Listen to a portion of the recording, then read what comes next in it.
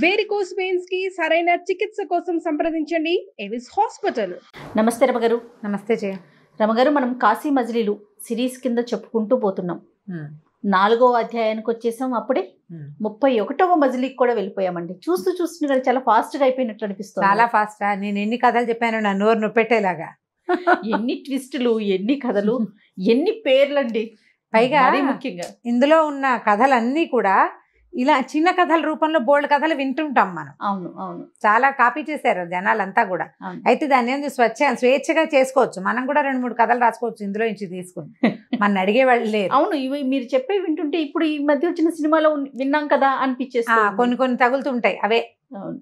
అదే అలా చేయొచ్చు. కానీ ఆడియన్స్ కూడా చాలా ఇంట్రెస్టెడ్ గా ఉన్నారు రమ్మగారు. ఎందుకంటే కామెంట్స్ లో చూస్తున్నాం కదా, వెంటనే కాశీ మజిలీ పోస్ట్ చేయండి, కాశీ మజిలీ పోస్ట్ చేయండి అని అడుగుతూ ఉన్నారు. వెంటనే చేస్తే ఇంకా ఇంట్రెస్టింగ్ గా ఉంటుంది. 3 భాగాలు అయిపోయినాయి. ఇవాళ నుంచి 4వ భాగం. టెక్నికల్ ఇష్యూస్ ఉంటాయి కదా రమ్మగారు. ఈ సందర్భంగా అంటే ఆడియన్స్ కి చెప్పాలనుకుంటున్నాను నేను కూడా. ఏంటంటే కొన్ని ఇప్పుడు మనం చేసేసినంత ఈజీగా అంత ఫాస్ట్ గా టెలికాస్ట్ చేసేయలేకపోతాం. టెక్నికల్ గా దానికి చేయాల్సిన పనులు వెనకాల ఉంటాయి కదా. అవును. సో అవన్నీ కంప్లీట్ అయ్యి ఒక ఎపిసోడ్ బయటికి రావాలి. దాంతో కొంచెం లేట్ అవుతూ ఉంటుంది. లేట్ కాకుండా ఉంచమని చెప్తున్నాం ఆల్రెడీ మనం. సరే, తర్వాత కథలోకి వెళ్దాం. ఆ ప్రయత్నం అయితే చేద్దాం. ఈ కొత్త మజిలీలోకి ఒక చోట ఆగారు వీళ్ళు. మధ్యలో ఏవో 2-3 ఊళ్ళు అలా గడిచినాయి. ఈసారి ఒక పెద్ద ఊళ్ళోనే దిగారు. కానీ ఆ ఊళ్ళో ఏ వింత విడ్డూరము విచిత్రము లేవు. గోపుడికి ఏమి లేవు. గోపుడు ఏంటి, మొత్తం ఊరంతా తిరిగి వస్తాడు. ఏదైనా విచిత్రంగా కనబడితే గురువుగారిని అడుగుతాడు. ఏ విచిత్రాలు లేవు. ఇది ఏం ఊరండి, ఇక్కడ ఏమీ లేవు, పిచ్చి ఊరు. కానీ నేను ఏదైనా సరే ఏదైనా ఒక విషయం కనపడితే మీ దగ్గర తెలుసుకుంటున్నాను. నా అంతటా నేను ఏ విషయము తెలుసుకోలేను. మొదట ఉన్నప్పుడు అతను ఎంత మూర్ఖంగా ఉండేవాడు మొదట గోపుడు. కానీ నాకు భగవంతుడు ఇచ్చిన అవకాశం మీరు నాతో ఉండటం వల్ల గురువుగారు నేను చాలా విషయాలు తెలుసుకుంటున్నాను. అయితే ఇప్పుడు ఈ ఊళ్ళో ఏం లేవు కదా, మనం కాశీ కదా ప్రయాణం మంది. సో ఇప్పుడు కాశీ గురించి చెప్పండి నాకు, కాశీనగరం గురించి. ఈ ఊళ్ళో ఏం లేవు కాబట్టి కాశీనగరం కథ అడుగుతున్నాడు అనమాట.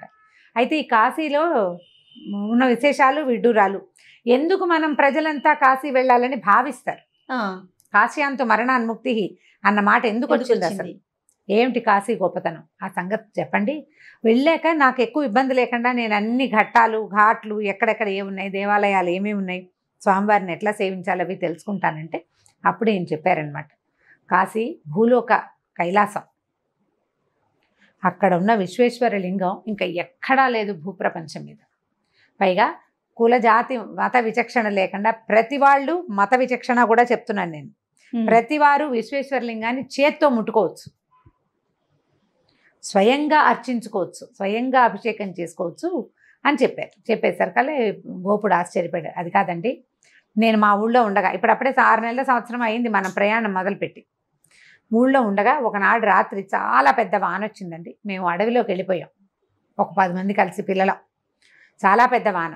అయితే ఆ వర్షంలో దారి తెన్ను తోచక పరిగెత్తాం. ఎక్కడైనా ఆసరా దొరుకుతుంది, వడగళ్ళు పడ్డాయి, చెట్ల కింద ఉన్న సేఫ్టీ లేదు.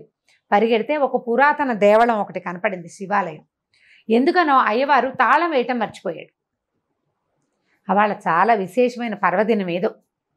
మేము గుళ్ళోకి జొరబడ్డాం ఉన్నవాళ్ళమంతా. చలికి బయట చలి, వర్షము, వడగళ్ళు. పైగా ఈ అడవి జంతువులు, పాములు అవి బాగా వచ్చేస్తాయి, వానలకి బయటకు వచ్చేస్తూ ఉంటాయి. ఈ సెలయేళ్ళు పైనుంచి వచ్చేస్తాయి. సడన్గా ఏ పక్క నుంచి నీరు వచ్చేసి లాక్కుపోతుందో కూడా తెలియదు. దేవళంలోకి ప్రవేశించాము.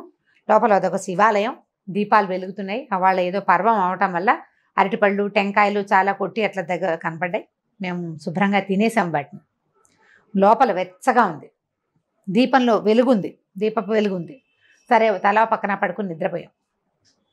లోపల మరి వెచ్చదనం దొరికేసరికి చలిలో నుంచి వెచ్చగా వెళ్ళంగానే కాసేపటి కళ్ళు మూతలు పడిపోతాయి. మేము నిద్రపోయాము. నిద్రపోతే తెల్లవారుజామున ఆ పండితుడు మళ్ళీ వెనక్కి వచ్చి, ఆ పూజారి ఇలా తలుపు తీసి ఉన్న శివాలయంలో ప్రవేశించిన మమ్మల్ని చూసి దొంగలని చాలా గొడవ చేశాడు. వారా వీర చాలామంది వచ్చారు. ఆ దేవళానికి చుట్టుపక్కల జనం అంతా వచ్చి మమ్మల్ని కొట్టి తరిమేశారు.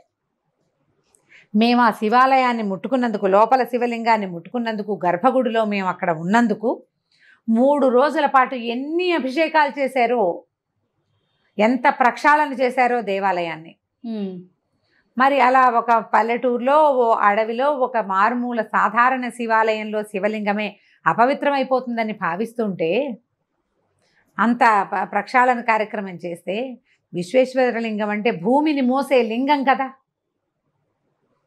భూమధ్య రేఖకి దగ్గరలో ఉందని చెప్తారు కదా, ప్రపంచవాసులందరికీ ఇదే కదా భూలోక కైలాసం. అలాంటి విశ్వేశ్వరలింగాన్ని కులమత విచక్షణ లేకుండా ముట్టుకోవటం ఏమిటి, అసలు ఇది ఎట్లా వచ్చింది అది చెప్పండి అని అడిగాడు. ఎంత మంచి ప్రశ్న కదా. మనందరి అనుమానాలు. ఇప్పుడు దాని మీద ఈయన చెప్పారనమాట. ఏం చెప్పారు, కాశీనగరంలో పూర్వం పండితరాయలు అని ఒక ఆయన ఉండేవాడు, ఒక బ్రాహ్మణ ఆయన. ఆయనకు భార్య, ఆయనకి లేక లేక భార్య గర్భవతి అయింది. ఎంత చక్కటి పిల్లవాడు పుట్టాడు ఒకటి ఆయనకి, ఎంత బాగుండేవాడు, చాలా చక్కటి పిల్లాడు. అసలు ఏకసంధాగ్రాహి, ఏది చెప్తే అది వచ్చేసేది.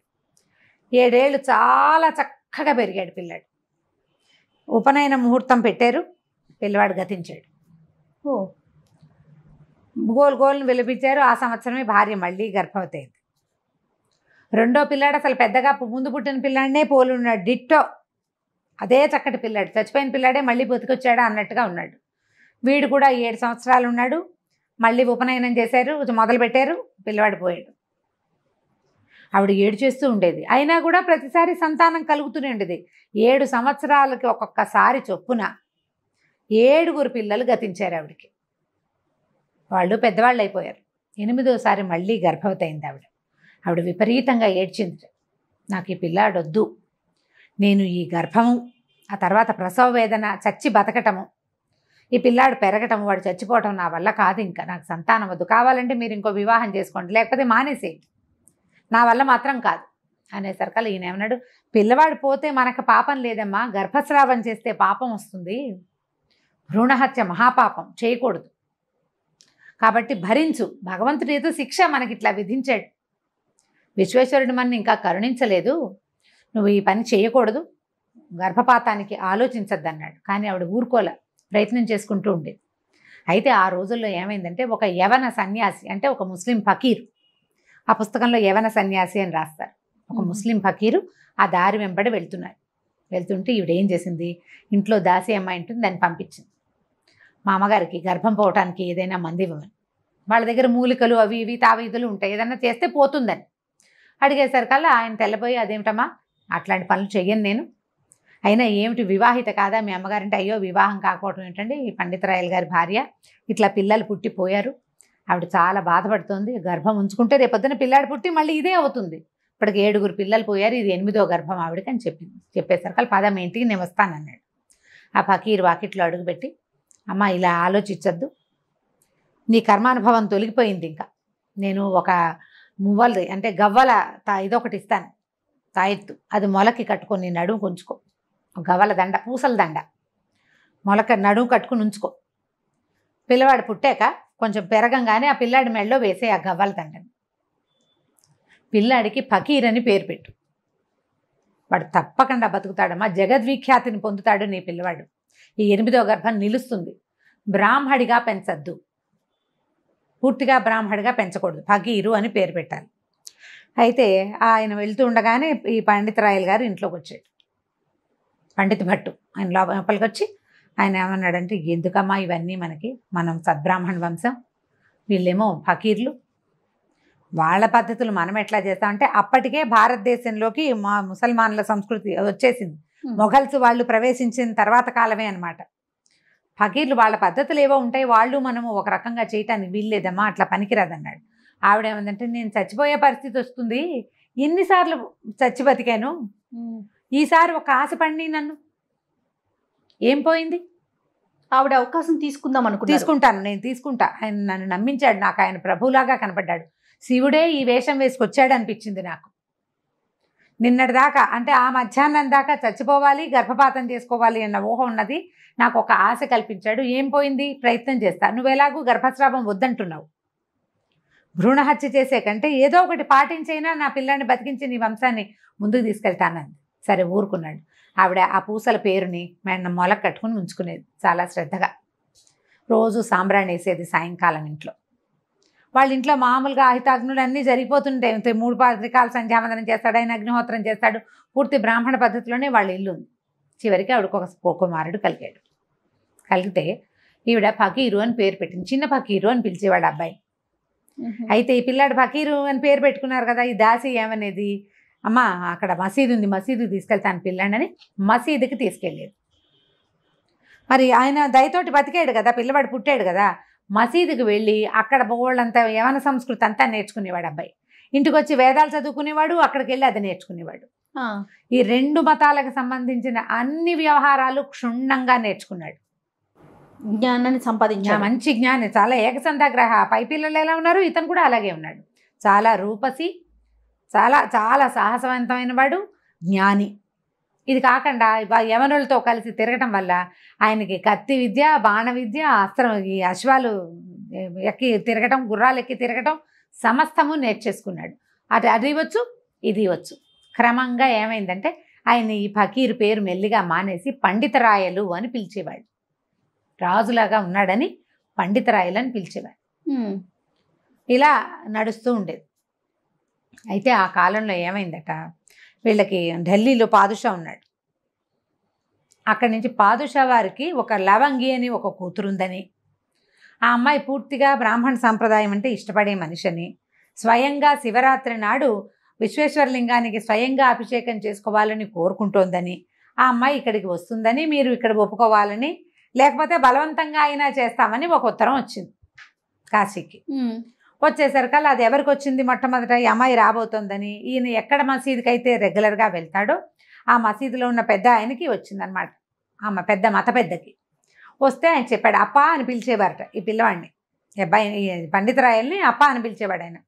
ఇలాంటి ఒక శాసనం వచ్చింది, పాదుషాకి ఎదురు వెళ్ళకూడదు, ఏం చెప్పమంటారు అంటే ఇతను ఏమన్నాడు, యవనల స్త్రీ వచ్చి విశ్వేశ్వరలింగాన్ని ముట్టుకోవటం ఏమిటి, హిందువుల మతాచారాలకి మన ప్రధానమైన కేంద్ర బిందువు శివుడు, ముట్టుకోవడానికి వీల్లేదు.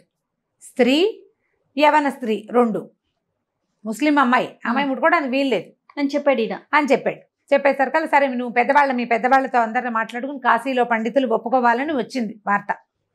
పెద్దవాళ్ళని ఒప్పించుకోమని చెప్పాడు. అందరు ఒప్పించు వాళ్ళని, వాళ్ళకి చెప్పు, వాళ్ళు ఏమంటారో మాకు చెప్పమన్నాడు. అక్కడికి వెళ్ళి అతను ఇదంతా చెప్పాడు. చెప్పి ఏమన్నాడు, మిగిలిన వాళ్ళు భయపడ్డారు. అమ్మో పాదుషా అంటే శాసనం, ఒకవేళ మీరు ఒప్పుకోపోయినా మేము చేస్తాం, క్రూక్ అన్నారనమాట. ఏదో ఒకటి నయానా భయానా మేము చేయాల్సిందే అని. అంటే ఒకవేళ ఆయన ఏదైనా గట్టిగా చర్య తీసుకుంటే మనం ఏం చేస్తాం, సైనిక చర్య తీసుకుంటానని వాక్యానికి అర్థం అదే.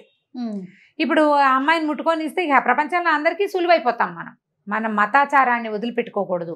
హైందవ మతానికి ఆటపట్టు కాశీ, ఇక్కడ ఇంకొకటి చెయ్యి వేయడానికి వీల్లేదు, మీకు పౌరుషం లేదా, మీకు ఇది లేదా, అది లేదా అని ఈ పండితరాయలు వీళ్ళందరినీ ఎగసంతూసాడు. మనం ఎందుకు ఒప్పుకోవాలి? మన దగ్గర అక్కడ 1,00,000 సైన్యం ఉంది, పాదుషా దగ్గర ఉంది, మన దగ్గర లేదా 2 లక్షల సైన్యం అనేసరికల్లా కాశీరాజు కూడా గట్టిగా అయిపోయాడు. ఆయన అంతకుముందు పాదుషా వారి ఫర్మానాన్ని కొంచెం బెదిరాడు. ఒకడు గట్టిగా నిలబడి నేను చేస్తానంటుంటే ధైర్యం వస్తుంది కదా. ఆయన ఏమన్నాడంటే సైన్యాన్ని నీ పరం చేస్తాను, నువ్వు ఏం యుద్ధం చేస్తావో చేసుకోమన్నాడు. వీళ్ళు మెల్లిగా ఈ వార్తని మసీదుకు చేరేశారు. ఈ మసీదు నుంచి అవతలకి వెళ్ళింది. ఈ అమ్మాయిని రానివ్వవు, వాళ్ళు ఒప్పుకోవట్లేదు, హిందూ మత పెద్దలు ఒప్పుకోవటం లేదు, వాళ్ళకి విశ్వేశ్వరలింగాన్ని అమ్మాయి ముట్టుకోవడానికి వీల్లేదు. ఈ అమ్మాయి సంగతి ఏంటంటే, ఎట్లా ఈ పండితరాయలు 7 సంతానం తర్వాత 8వ సంతానంగా ఇక్కడ జన్మించాడో, పాదుషా కూడా 7 కూతురులు మరణించిన తర్వాత 8వ కూతురు జన్మించింది. అందుకని ఆ అమ్మాయికి ముస్లిం పేరు పెట్టకుండా లవంగి అని పేరు పెట్టారు. ఒక బ్రాహ్మణుల ఇంట్లో పెరిగింది పిల్ల. ఆయన కూడా ఒకళ్ళు చెప్పారు అట్లా, పిల్లని నీ మతాచారం ప్రకారం పెంచద్దు అని. అప్పుడు చంటి బిడ్డనే ఒక బ్రాహ్మణుల ఇంటికి పంపించి వాళ్ళ ఇంట్లోనే పెంచి అప్పుడప్పుడు పిల్లని చూసుకునేవాళ్ళు. యువరాణియే కానీ వాళ్ళ పిల్ల. ఇలా ఉంది. ఇప్పుడు అందుచేత అమ్మాయి చిన్నప్పటి నుంచి అవే చదువుకోవటం, అవే వింటాం, అవే తెలియటం వల్ల యవనుల ఆచారాలు తెలుసు అమ్మాయికి, ఇతనికి లాగానే సొంతవి తెలుసు, అవి కూడా బాగా తెలుసు. ఆ అమ్మాయికి విశ్వేశ్వరలింగాన్ని స్వయంగా అర్చించుకోవాలని, శివరాత్రి నాడు చేయాలని కోరిక. ఈ కథ నడిచేసరికల్లా రానివనేసరికల్లా ఈ లోపల ఏమైంది, మంత్రి ఒక ఆయన కొంచెం గట్టిగా మేము అంత చూస్తాం, కాశీ రాజ్యాన్ని ముట్టడిస్తాం, మేము ఊరుకోమన్నారు.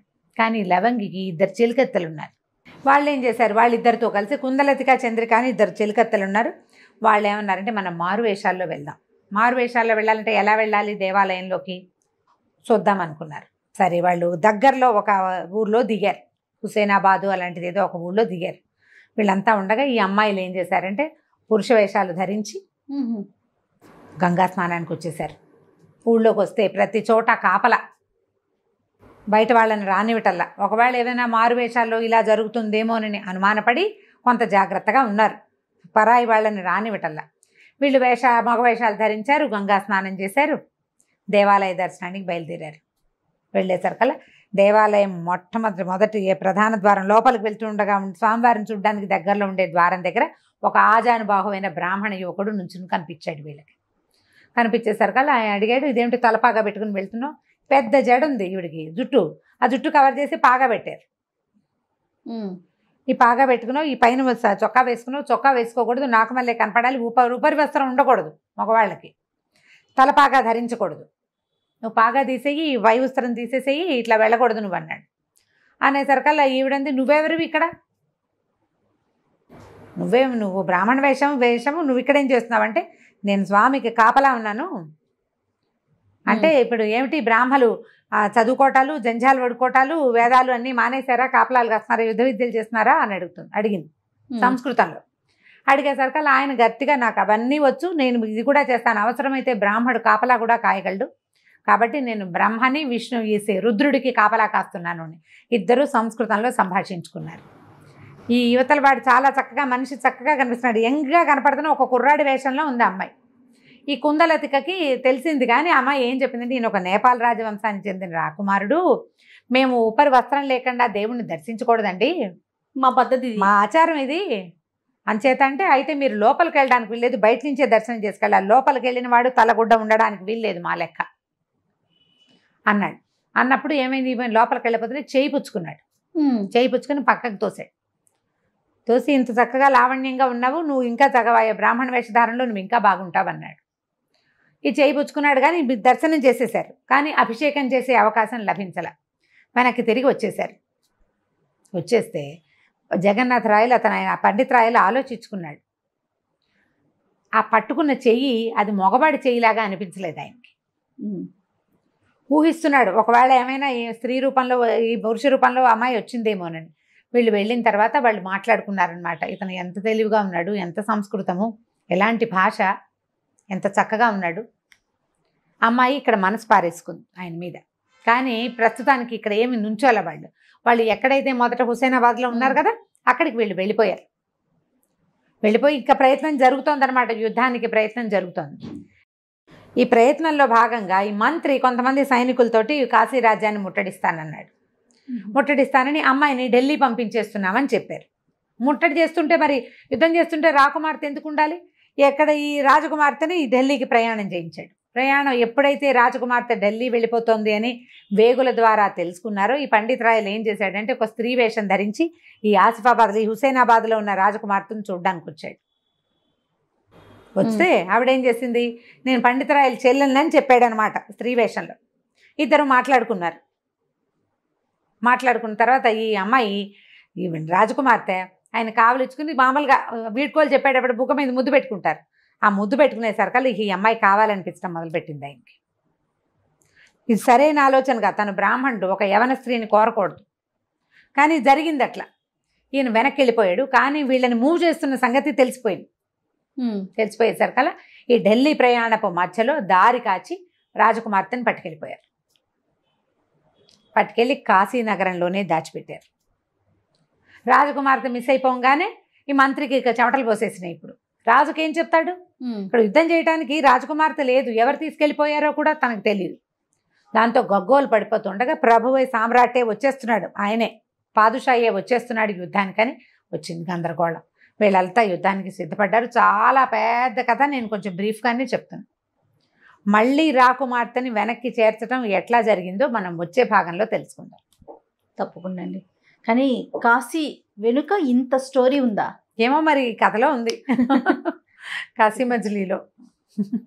ఎందుకంటే ఇప్పుడు పండితరాయల పేరు చెప్తున్నామా, ఈయన జగన్నాథ పండితరాయలని చాలా పెద్ద కవి. ఆయన రాసిన గంగాలహరి అవి స్తోత్రాలు మహాద్భుతమైన స్తోత్రం, చాలా బాగుంటుంది. మళ్ళీ ఆయన పెరిగిందేమో వేరే వాతావరణం, పెరిగాడు అక్కడ ఇక్కడ, రెండు సంస్కృతులతోటి ఒకటేసారి పెరిగాడు ఆయన. రెండు ఒకసారి నేర్చుకున్నాడు. ఆయన వాళ్ళతోటి ఉన్నాడు, వీళ్ళతోటి ఉన్నాడు. చరిత్రలో కూడా జగన్నాథ పండితరాయలు యవన స్త్రీని వివాహం చేసుకున్నాడు అన్నమాట ఉంది. ఇలా కథగా జరిగిందో లేదో తెలియదు, కానీ ఇది మాత్రం ఇలా ఖచ్చితంగా ఉంది. ఓకే రఘు గారు, రెండవ భాగంలో మళ్ళీ కలుద్దాం. నమస్తే. నమస్తే జయ.